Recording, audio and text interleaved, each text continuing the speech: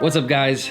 This is a really fun episode, and it's all about gimbals and stabilizers. Now, these things have been so hot in the market lately, but it's actually built off of 30, 40 years of cinematography and filmmaking know-how. So it started because cinematographers and DPs wanted to get cameras off of sticks, off of dollies, and into their hands so they could get dynamic, moving shots with their talent. And it started with systems like Steadicam. Eventually, companies like GlideCam made versions that were more outfitted for budget indie filmmakers and event shooters, and that's what we're wearing right now. So it started with a base of a vest. It actually got the weight of the camera out of your hands and onto your waist, onto your shoulders, and it really helped to release some of the fatigue of actually carrying a camera around. That's first. Second is actually an arm. So this arm system has a spring-loaded and tensioned, which it allows you to mount your camera onto the original gimbal system. So this is an analog system that's based off of weights and counterbalances, and it gets your camera right on top of your person, allowing you to control your pan, your tilt, and your yaw. So this allowed you to get a really smooth tracking shot where your camera didn't give you the shakes and the wiggles like you would if you had a camera on your shoulder or just in your hands. You know, back in the day, cameras were, 30 plus pounds. So carrying something like that all day, it just wasn't possible. You couldn't hold it like you do a DSLR these days.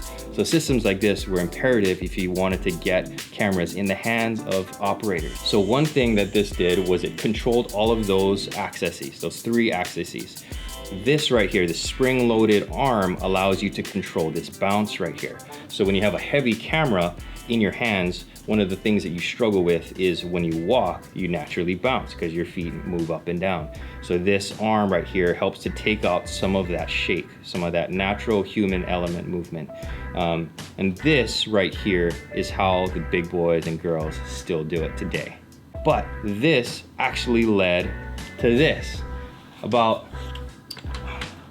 8 years, I don't know, or so ago, Freefly came out with something called the Movi that really changed a lot of the way that people moved cameras. It was really important because what it did was it took some of the analog nature of these weights and counterbalances and it motorized them digitally. So what this does with these motorized gimbal parts is it takes a lot of the analog hand twisting and maneuvering that you had to learn how to do with these gimbal systems and actually gives you some kind of counterbalance in these motors.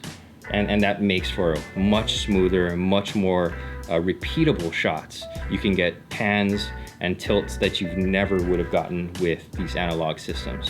You can even remote control them from your PS4 controllers, which is pretty amazing.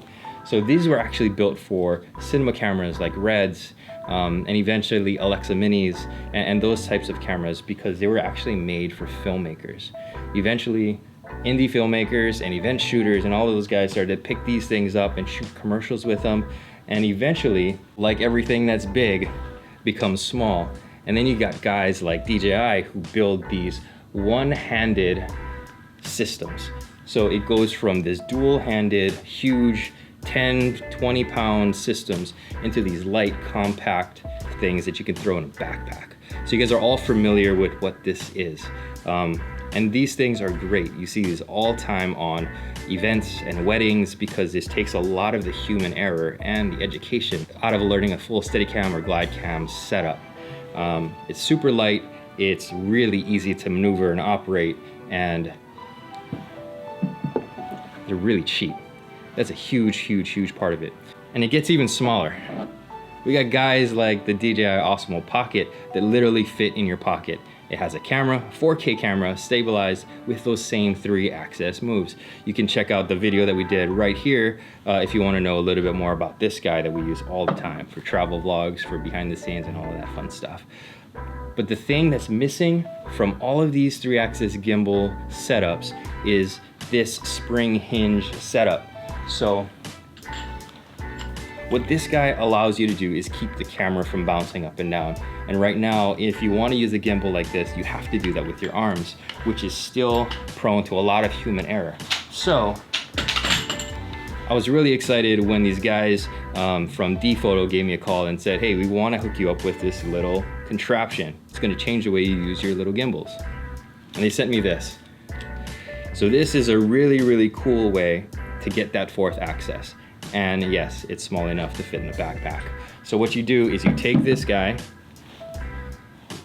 you get your single-handed, this is a Ronin S, and it works with any of the other systems, because all you really do is tighten this around your center column. And just like that, you have this guy stabilized on this fourth axis. You see that? How I can get these little shakes right there, but the camera doesn't move. That's a really important thing here in Hawaii when you're shooting on the sand, when you're shooting in the mountains. You get rid of all of those micro shakes and all of those camera steps that you see in so many event and wedding video shoots today. This takes care of a lot of that human error, and honestly, getting it into two hands is much more controlled than just off of that single column. You can change the tension right here on these little levers, these little dials right here allow you to control the tension of how tight this is. So right now we have a Blackmagic Pocket 4K, but if you have a GH4, if you've got a smaller camera, you can reduce or increase the tension on this so that you can actually change it for the weight of your camera setup, which is really, really nice. And with so many cameras getting tiny, the Red Komodo is gonna be amazing on this thing because it's so compact that I think this is gonna be a great travel cinema package eventually when it comes out. And for a few $100, this thing actually elevates your gimbal moves in a way that even just walking and learning those steps can't do, because it takes all of that weight out of it for you. That about wraps it up for this episode. I just wanted to give you guys a peek at this thing because I think that for a lot of my friends and colleagues here in Hawaii that shoot a lot of these events, these dance films, these music videos, this actually could help you out a ton. It's not a big investment, but I think it's gonna be huge for the production value of your current gimbal setups. If you wanna come check it out, I'd love to connect with you because I wanna get it in your hands to see what you can do with it. And if you're interested, shoot me a DM, shoot me a comment, let me know if you wanna try it out. We'll get it in your hands and we'll see what you can do, and we'll collab on that in the future. Thank you so much for watching this video. If you enjoyed it, I would really appreciate it if you give it a thumbs up. And if you want to see more of this stuff, make sure you subscribe and hit that notification bell if you want to know whenever we drop a new video. We're on social media at BRadStudio. You can find our behind the scenes journey there, or my personal one at Brad Watanabe. A couple of years ago, we started an audio podcast and we're spinning up a brand new YouTube channel just for that. So make sure you go check that out to find out more about the entrepreneur life and the creatives that are doing some amazing things here in Hawaii. That wraps it up for this one. Until next time, aloha.